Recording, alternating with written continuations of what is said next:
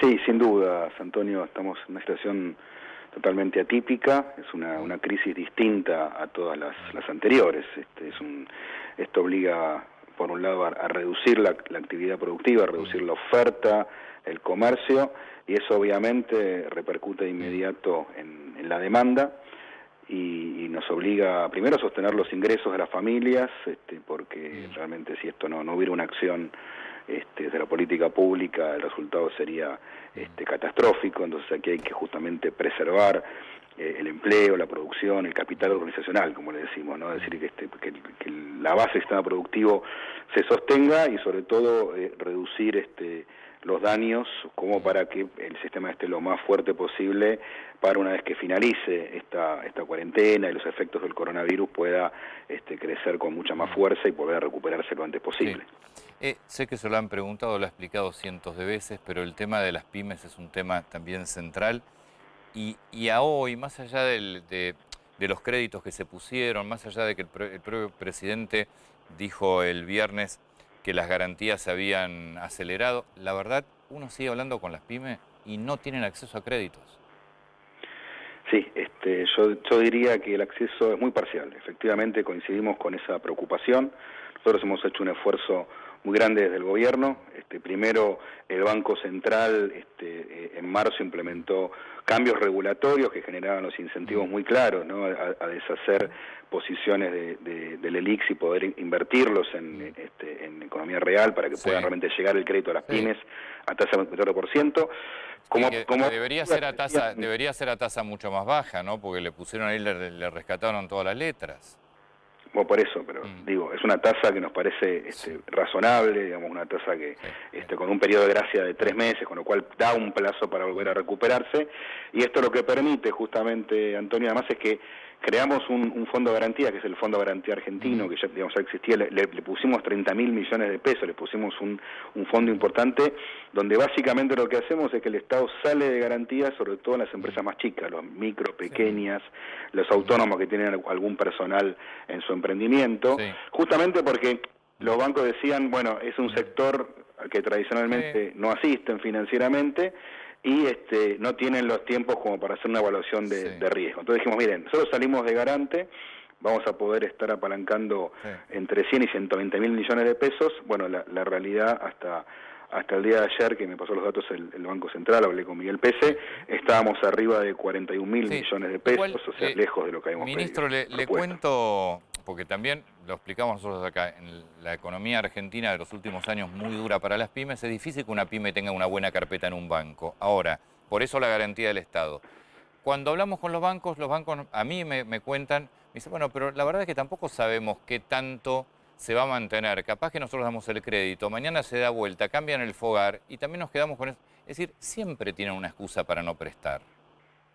Bueno, pero es como usted dice, es una excusa, porque hay un DNU firmado por el presidente y todos los ministros, donde se establece claramente el funcionamiento del FOGAR, se le dispone, están los recursos ya depositados en la cuenta del FOGAR, con lo cual no hay ninguna excusa. Es como decir, mire, acá tengo una garantía, no, pero no la considero. Una garantía del Estado argentino, no una garantía, digamos, que uno dice, bueno, se puede llegar a esfumar. Está la garantía ahí depositada, eso, con lo cual si alguna pyme no pudiera pagar y hubiera que refinanciar, el Estado va a estar cubriendo a través de este fondo de garantías, el FOGAR, ese crédito. Y también me gustaría en esto el AGE diferenciar, ¿no? Porque los bancos públicos están actuando con mucha más eficiencia y están generando más crédito. Algunos bancos privados también han arrancado y otros, lamentablemente, por la información que recibimos, nosotros hemos invitado, nosotros tenemos mucha relación con las pymes, con las cámaras empresarias, con empresarios de manera directa, y a todos les hemos pedido que nos informen, que nos indiquen de manera directa o en un mail que se llama info@produccion.gov.ar cuando se producen inconvenientes. Y la verdad que lo que encontramos a veces nos sorprende, porque hay bancos que directamente les dicen, o por lo menos hasta hace 2 o 3 días les seguían diciendo a las pymes que no tenían esa línea disponible, o les pedían traerme los últimos 2 balances certificados, aparte, ¿cómo certifico el balance? Pero aparte que no hay forma de un balance seguramente en los últimos años es malo en el 80% de las pymes. Efectivamente, Claro. es muy probable que eso ocurra, pero aún así le están pidiendo algo que saben que es imposible. ¿Cómo va a salir una pyme en este contexto, una cuarentena, Ahora, un empresario a certificar el balance? Ministro, ¿qué herramienta le queda al Estado en última instancia para que los bancos de una buena vez empiecen a entregar ese dinero? Que les juro, cuando nosotros hablamos con cada pyme están desesperados, no van a poder pagar los sueldos. Bueno, son temas que hemos estado conversando con el presidente del Banco Central en el día de ayer, que hubo incluso una reunión de gabinete económico, y estábamos viendo alternativas. Ahí el Banco Central tiene algunas herramientas adicionales que está dispuesto a utilizarlos para que esto se refuerce. Y además también quiero señalar que el paquete de medidas que tenemos es más amplio, ¿no? El denominado ATP, que es el programa de asistencia al trabajo y la producción, también está pensando ya para el próximo mes en cubrir de manera directa parte de los salarios del sector privado. Es decir, ahí se van a generar herramientas... Eso pareciera lo más lógico y rápido, ¿no? Lo que, ¿sabe qué pasa, Antonio? El tema es una cosa era pensar herramientas para una cuarentena de 10, 15 días, 20 días. Bueno, ahora estamos hablando ya de que vamos a tener un mes de abril prácticamente con un poco más de actividad económica. Y hace falta un pase monetario que vaya directamente a los sueldos. Sí. Por eso, efectivamente, estamos trabajando en este comité del ATP, que está integrado por el ministro de Economía, el de Trabajo, la AFIP, trabajando justamente en generar todos los mecanismos adecuados para que a principios de mayo haya recursos concretos en las cuentas de los diferentes trabajadores de Argentina y sostengamos el trabajo y la producción del país. Rabanal, sumate, por favor, Rubén. Serie de medidas que se venían anticipando, quizás algunas salieron de la reunión de ayer, que tienen que ver también con el tema de los... Bueno, uno era esto, lo que usted acaba de anticipar, el tema del pago directo de sueldos en las pymes, pero también el tema de los monotributistas de otras categorías que no sean las A y las B. ¿Va a haber alguna novedad? Sí, efectivamente, es un tema que estamos terminando de estudiar con el gabinete económico, lo hemos conversado con el presidente, porque efectivamente hay un sector importante de trabajadores autónomos, monotributistas, que también están padeciendo esta crisis, que en muchos casos estamos hablando de profesionales que tienen un consultorio, una oficina de asesoramiento en diferentes temas que no está funcionando, que están facturando cero, facturando muy poco, y también estamos pensando algunas herramientas que seguramente en los próximos días, apenas terminemos de diseñarlas, estaremos comunicando. Ministro, ¿le preocupa la escalada del dólar? No, a ver, lo que tenemos que analizar acá es una situación puntual, que es que ha habido, estamos hablando obviamente del dólar paralelo, el dólar oficial está en un nivel relativamente estable.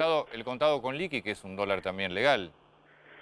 Sí, bueno, a ver, es una herramienta, es un mercado que tiene un volumen reducido. Si usted mira cuánto se movió en ese mercado que generó este aumento del precio, es un volumen realmente muy pequeño y entendemos que de una incidencia relativa.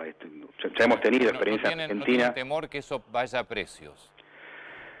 Mire, la experiencia que hemos tenido en los últimos años muestra que esto no es así. Si usted recuerda, cuando arrancó el gobierno anterior, el gobierno de Mauricio Macri, el entonces ministro de Economía, Prat Gay, y el presidente del Banco Central, Sturzenegger, lo primero que dijeron es, miren, vamos a unificar el mercado de cambio, vamos a generar un alineamiento del dólar oficial, que estaba en ese momento creo que en torno a 10 pesos, con el contado con liqui. Se hizo eso y decían, esto no va a tener impacto en precios, porque ya los precios están alineados con el dólar contado con liqui. Sí. ¿Qué ocurrió? Hicieron eso efectivamente y la inflación fue del 40%, es decir que tuvo un impacto en precios porque los precios en general se alinean con el dólar oficial, porque vamos a decir, el volumen de mercado de cambios está en el mercado del dólar oficial, que es ahí donde se compran dólares para importar los productos. Uno entiende fundamentalmente esto, ¿no? Que la principal incidencia está en los insumos importados, los bienes finales importados,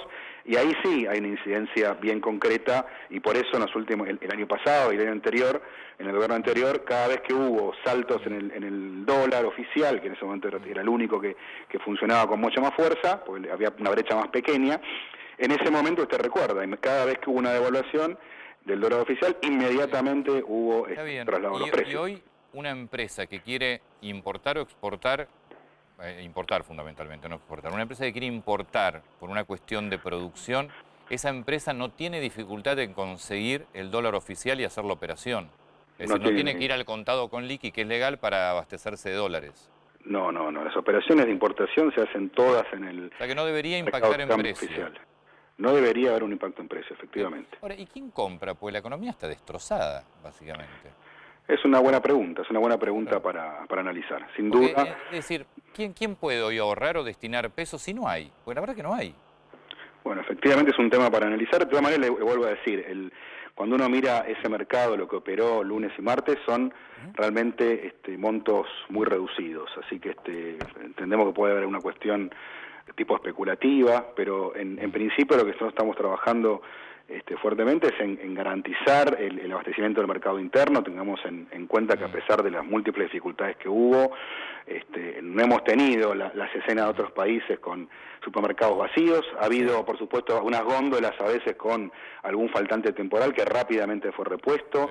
Tenemos una industria alimenticia que está produciendo en buenos niveles y que está respondiendo muy bien, un sistema de abastecimiento que, aún con todas las dificultades, creo que está garantizado.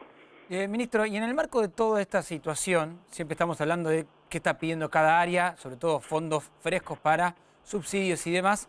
Se habilita la discusión, la foto de ayer de Alberto Fernández, en el marco parlamentario de este impuesto a los grandes patrimonios. ¿Usted está al tanto del proyecto? ¿Qué considera, si está a favor de esta discusión? ¿Qué pudo saber del tema? Mire, yo no estoy interiorizado específicamente de la letra del proyecto, las diferentes ideas que han circulado. Me parece que es un debate interesante en Argentina, sobre todo cómo establecer incentivos para la producción y, en todo caso, cómo la carga impositiva se puede volcar más sobre los grandes patrimonios, ¿no? Es decir, como un mecanismo, en todo caso, de incentivar más la acumulación en las empresas, la inversión en las empresas, y de esta manera generar un marco distinto. Pero digo, es una discusión que habrá que darla en el marco parlamentario. A veces escucho, hay momentos para conversar estas cuestiones. Sin duda, el Estado va a requerir recursos porque buena parte de su recaudación se va a reducir en los próximos días, semanas, justamente por el efecto de la caída de la actividad económica.